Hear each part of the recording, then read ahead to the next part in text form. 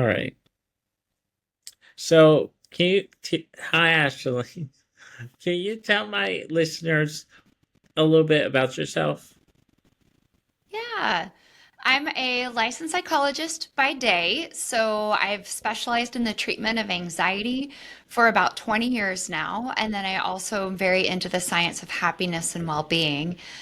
On the personal side, I have a rare degenerative retinal disease that makes me legally blind. And it has been quite the journey of coming to terms with disability and figuring out how to live a bold and happy life despite the changes that come with increasing vision loss. All right. That sounds great.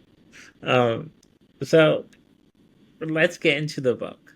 So, Okay. um, I have made what inspired you to write the book? Yeah, if I'm being 100% honest, it was sort of a backwards process. The book that I published last year is The Way I See It, A Psychologist's Guide to a Happier Life. And it really is the product of years of writing. So I started a blog shortly after I stopped driving. So about 10 years ago, my vision progressed to the point where I couldn't drive anymore. And that for me was a real low point. And after spending quite a bit of time sort of wallowing in this fear and sadness, this grief, I decided, you know what? I don't want to live my life like this. And I can't change my vision. There's nothing I can do about it, but I bet I can figure out how to find happiness. So I started getting into the science of happiness and started experimenting and trying to figure things out for myself. And then as part of that, I decided, you know what? I'm going to start a blog. And my very first blog was called A Blind Quest for Happiness. And it was all the stuff that I like to think about and talk about and the stuff that I was trying out on my own. And this is the most long winded answer, but hang in there with me. So then along the way, I teamed up with a really good friend of mine from graduate school, April, and she had started a podcast around the same time. So we started talking just to help each other out while she was growing her podcast and I was growing my blog. And then we realized, you know what? We have a shared passion for taking what we know from psychology and making it accessible and helping people live better lives. So we started a company called Peak Mind, the Center for Psychological Strength. And one of the things that we started doing at Peak Mind was sending out these emails of insights and tips and tools that people could use. And as we went, I took over the writing of that. And so those newsletters, and I'd published them as blog posts, they over time really helped me find my voice as a writer. And then last year, I decided, you know what? I want to write a book. I want I want to put this out in the world, especially as I started to become a professional speaker and doing that full time. I thought, you know, if I had a book, that would go hand in hand with the speaking. And so I figured I have all of this stuff that I've already written.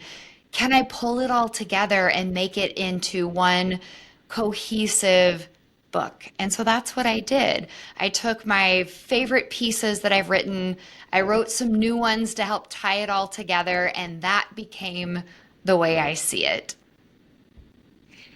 That's kind of cool how you came up with the book and you from the blog and then you wrote it as a book. Thank you. The short answer should probably be, I wanted to have something that really helps people live better lives and helps them understand how their minds work. But you got the long version, the behind the scenes real deal. Yeah. All right. I have a list of questions on here. Okay. It's, what was the process of writing, like putting together the book? Yeah, so it's a little bit different than, say, the process I'm working on now for book number two. But for this one, because I was sort of retroactively doing it, I hired an editor to help. And so she went through and I went through, and together we picked out the best pieces that I had written. And then we put our heads together to figure out what buckets do they fall in. So they're sort of grouped by theme, like how our minds work or how to deal with emotions and how to handle hard things.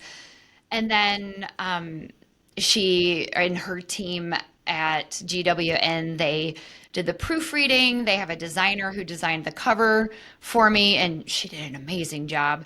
And we put it together and then published it on Amazon and a place called Ingram Spark, so you can get it at Barnes and Noble.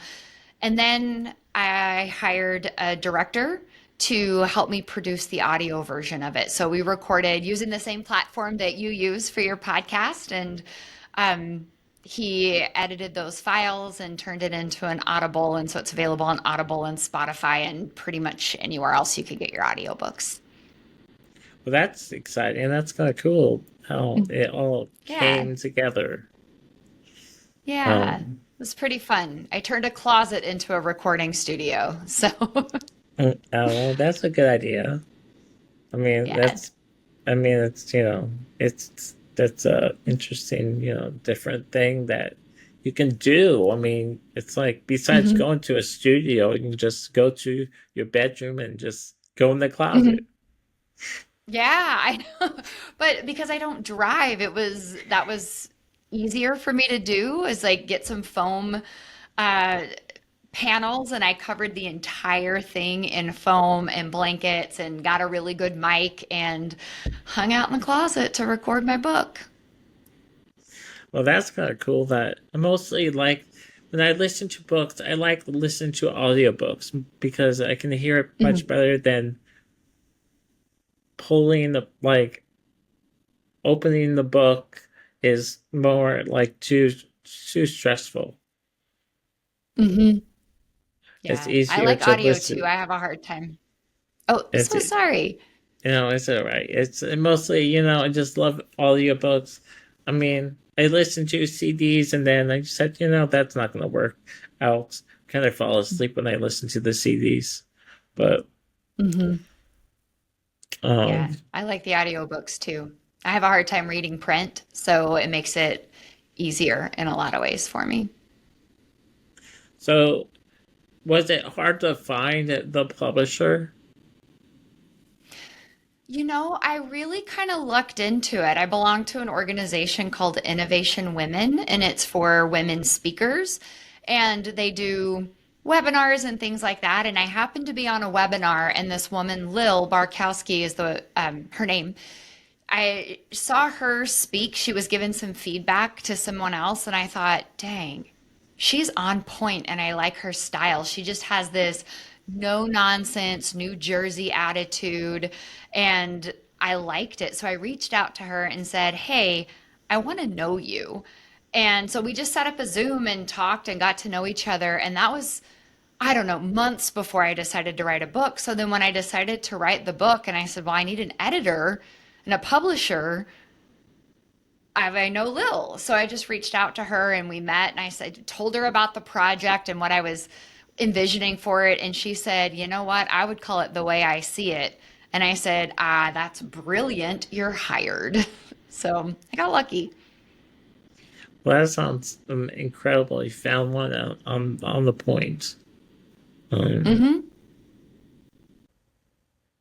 so like, what? How does like so the people who want to read your book, what would they Hmm. get out of it?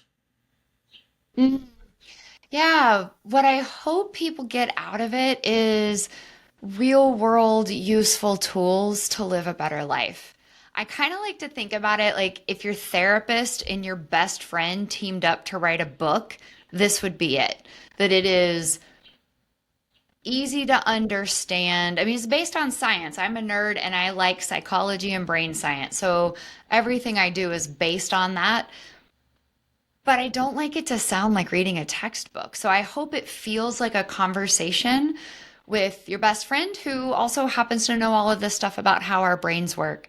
So, what people have told me so far when they read it is that it changes the way they think about life, that it helps them understand their minds better, and that they feel a little bit freer, like they can go live a life that they actually love, no matter what life throws at you, because let's be real, hard things happen and we have to figure out how to be happy despite hard things.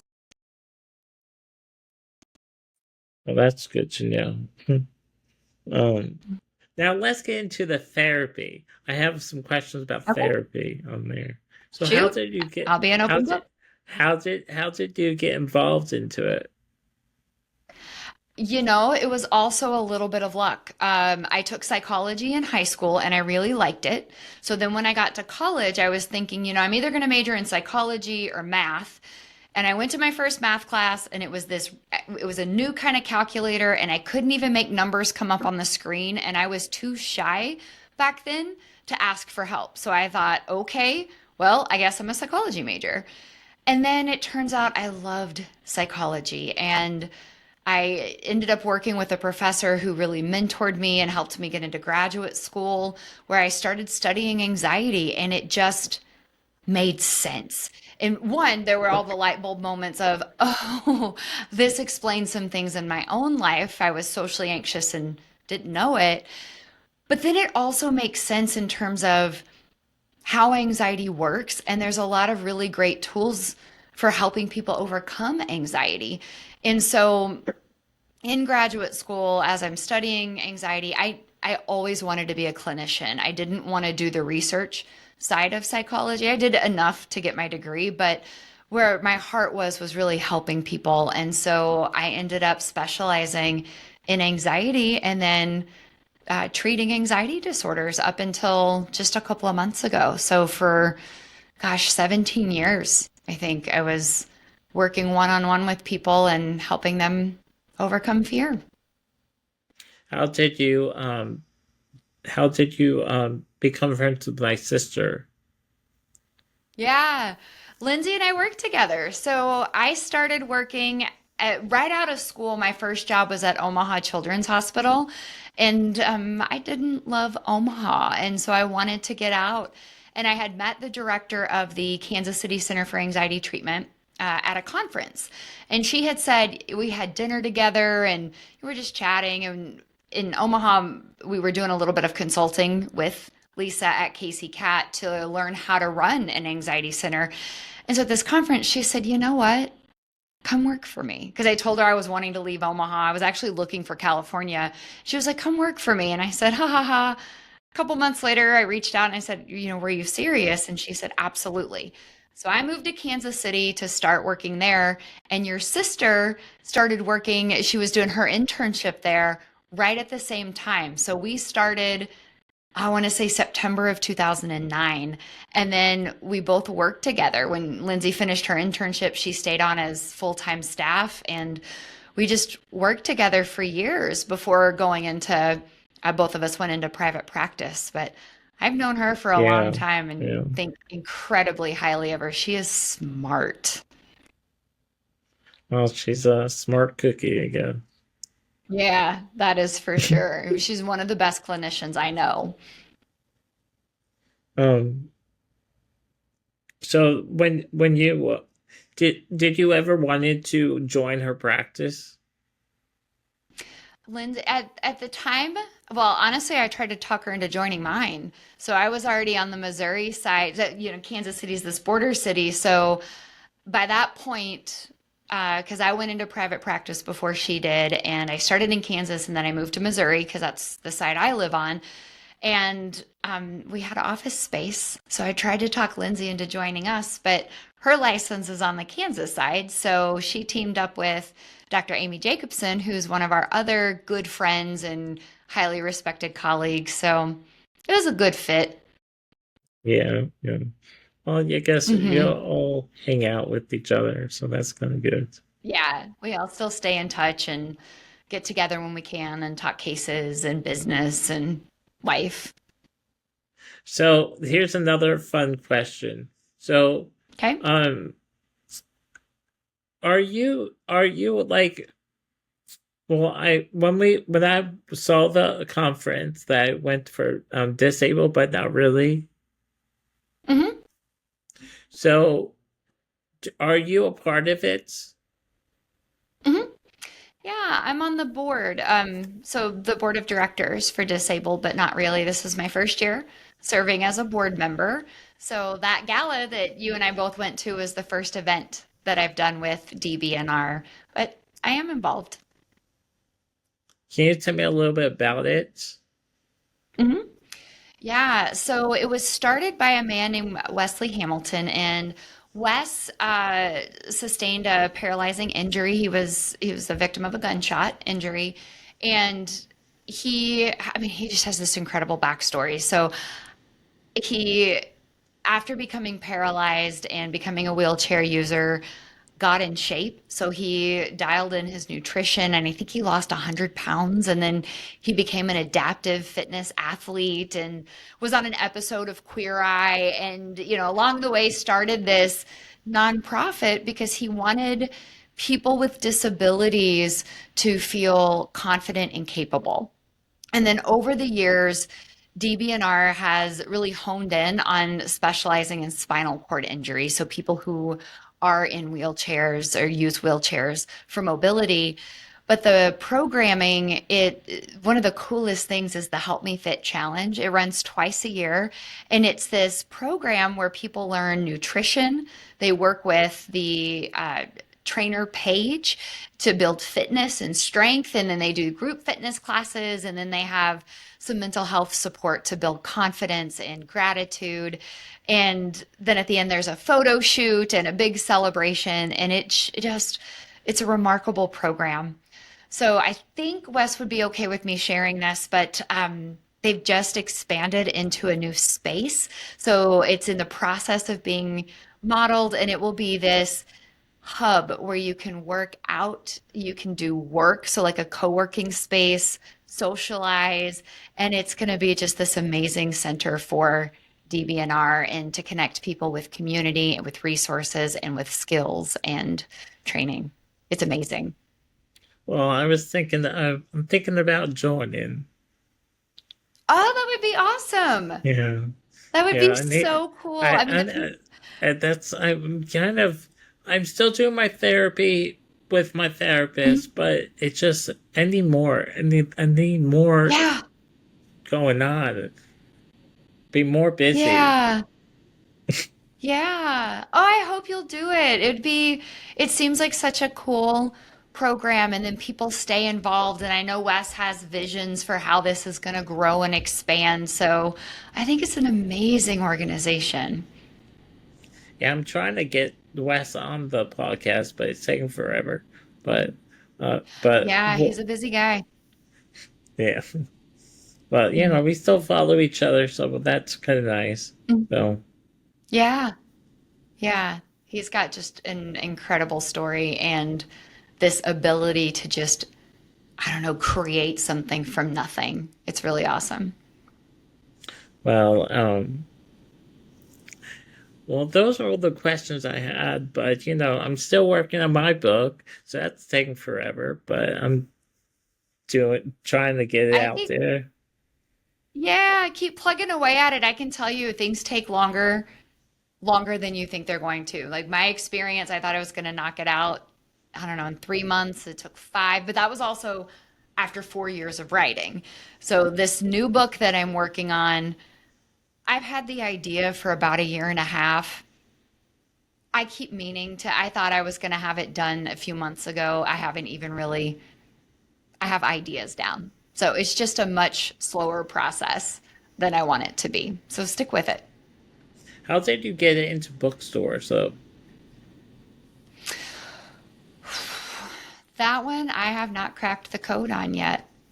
So I know publishing it with Ingram Spark is a competitor to Amazon, but Ingram Spark is usually where bookstores go to order because they can order wholesale. So like my book is listed with Barnes and Noble online and they get mhm. it through Ingram Spark, but I don't think it's in any bookstores, or if it is, I don't know about it. Oh, just Yeah. wondering. Well, Yeah. I saw that picture of you showing your book at the bookstore, and I said, "Oh, that's cool." Oh, if there were pictures, they were at conferences. So where I was speaking at conferences, sometimes the bookstores will be there with a selection of books. So I've had my book shown that way. some, but it was at a speaking event. Oh, well, still, that's still fun, though. It's super fun. Yeah, and I feel so cool if I'm being really honest. It feels so cool to sit and autograph a book for someone right there. It's such a neat experience. I can't wait for you to do it too. I can't wait for the book to be even come out. Yeah. I mean, I know what it's going to be. It's going to be a slash as a children's book slash lyric book because it's one of my Cool. songs, the spaceship. So That's going to it's be so creative. so I'm Yeah, trying to, that'd and be really cool. I did get in contact with a somebody to do the pictures. Then it just didn't work out very well because he was just nagging so Yeah. many times. But I kind of said, Hmm. I found a way for the pictures to be AI somehow.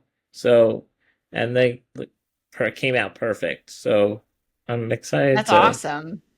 to see what I can do with Canva and everything. So Mm. I spend a lot of time in Canva, not for illustrations, but for like my website and handouts and stuff. So good luck. It's fun, but it's tough. yeah, yeah. Well, just keep on doing what you're doing, and Exactly. hopefully I'll check out your book again and listen to it. Yeah. And Awesome. Well, thank you for where having me on your oh podcast. oh you're welcome. You're welcome. Where can people find your book at though? Y- Yeah, so Amazon, you can get it in paperback, Kindle, or audio.